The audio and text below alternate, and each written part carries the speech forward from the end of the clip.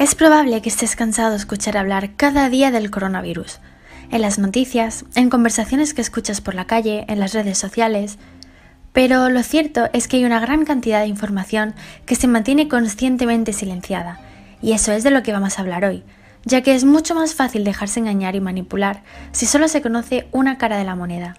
Yo estoy aquí para que veamos la otra. Así que recapitulemos. Todo esto comenzó con unas alarmantes noticias de cómo las urgencias estaban colapsadas y los médicos no daban más abasto.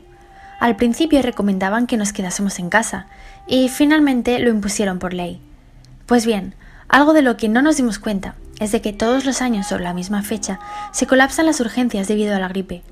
Es decir, este colapso no era ninguna novedad y los medios lo sabían perfectamente, pero quisieron hacernos creer que la humanidad sufría algo nunca antes visto.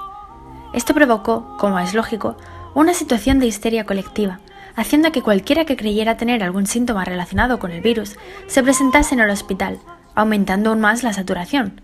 Además, algo que no entra en ninguna cabeza es que si de una emergencia sanitaria se tratase, comiencen a mandar cerrar cientos de centros de salud y ambulatorios por todo el país, dejando a muchas personas desamparadas y obligándolas a acudir a urgencias.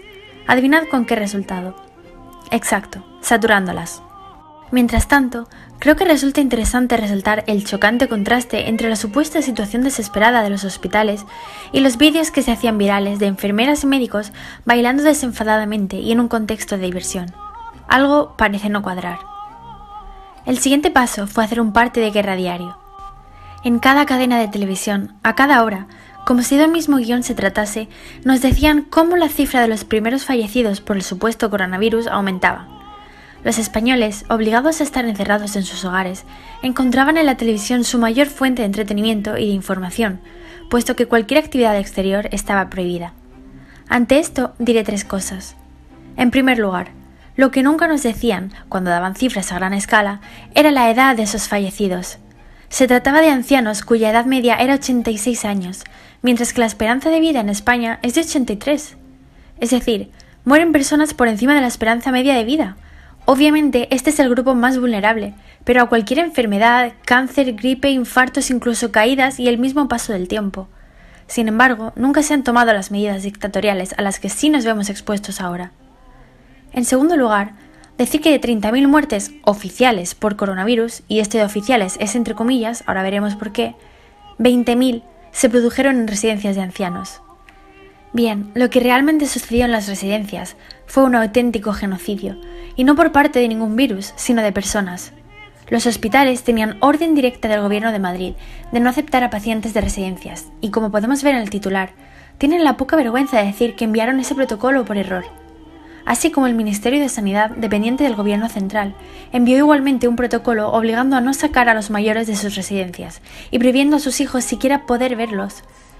Aquí, en este documento, se muestra cómo una anciana de 80 años con neumonía bilateral fue rechazada en el Hospital Infanta Cristina, muriendo sola y enferma de algo que no quisieron curar, en su habitación de la residencia 72 horas más tarde. Además, me gustaría enseñaros este testimonio de Médicos Sin Fronteras, en el que relatan cómo los ancianos, incluso sin tener resultados de ninguna prueba sobre ningún virus, eran encerrados bajo llave en sus habitaciones, golpeando las puertas y suplicando salir. Otro de los testimonios nos relata cómo se intentó llevar a 2 mayores al hospital, pero que no los aceptaron, sin importar siquiera el motivo por el que necesitaban atención médica. Ambos murieron en el plazo de 2 días. Todo esto ha ido directamente a engrosar las cifras de muertos por el virus, aunque no fuese así. El último caso de las residencias que comentaré es el de una directora a la que un equipo enviado por Sanidad le entregó inyecciones de sedación para una anciana que daban por perdida, sin intentar ayudarla de otra forma. Cuando el equipo se fue, la directora fue incapaz de ponérsela así. Gracias a eso, la anciana a día de hoy sigue viva y sana. ¿Recordáis que estábamos hablando acerca del parte de guerra diario de las noticias y del supuesto número de fallecidos? En primer lugar, revelé la edad media de esos fallecidos. En segundo, el genocidio de las residencias. Y por último, quisiera hablaros brevemente del tema de la gripe.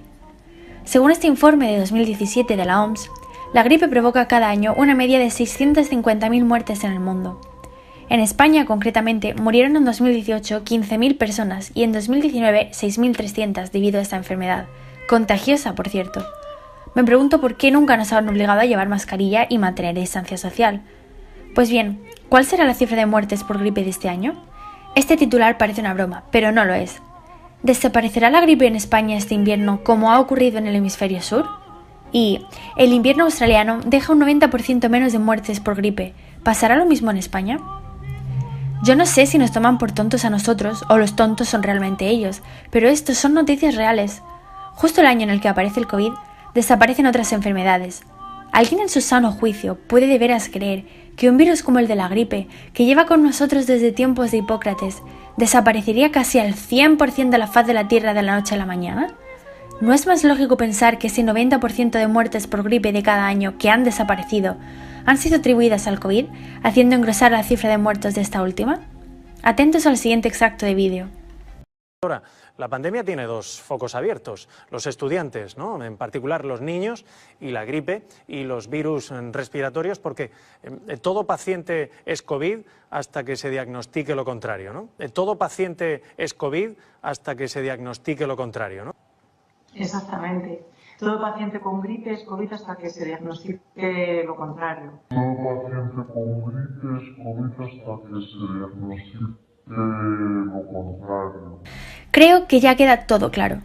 Con respecto a los famosos test PCR, no sé si habéis visto, puesto que no conviene darle publicidad, este estudio de la Universidad de Oxford en el que, motivados a investigar por la gran cantidad de falsos positivos, descubrieron que los PCR detectan restos de virus antiguos que las personas ya han pasado, dando un resultado positivo, lo cual engrosa aún más las listas de supuestos contagiados, provocando lo que ya llaman una segunda oleada.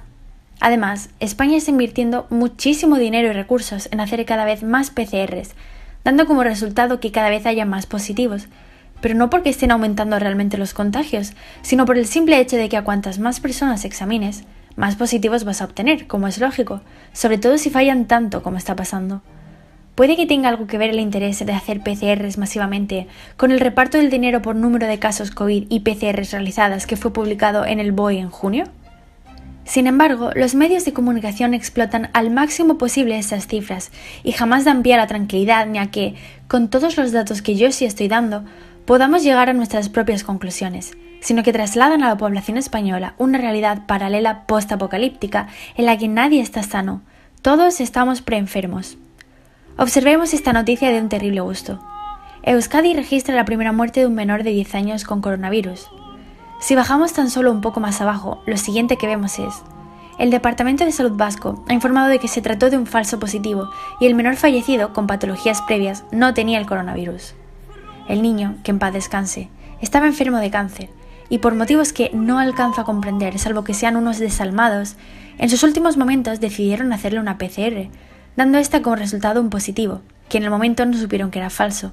Pero ellos ya tenían suficiente para hacer un titular sensacionalista y crear más alarma social. ¿Cuántos y cuántos miles de casos desconocidos hay iguales a este?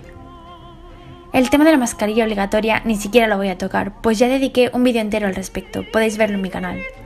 Tan solo añadir que sirve al propósito de mantener el virus constantemente vivo en el imaginario colectivo de la sociedad.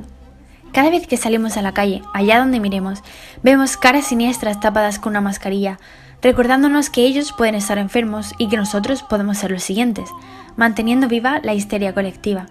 Si no fuese obligatoria, tal vez la gente viviría con normalidad y comenzarían a despertar de este engaño.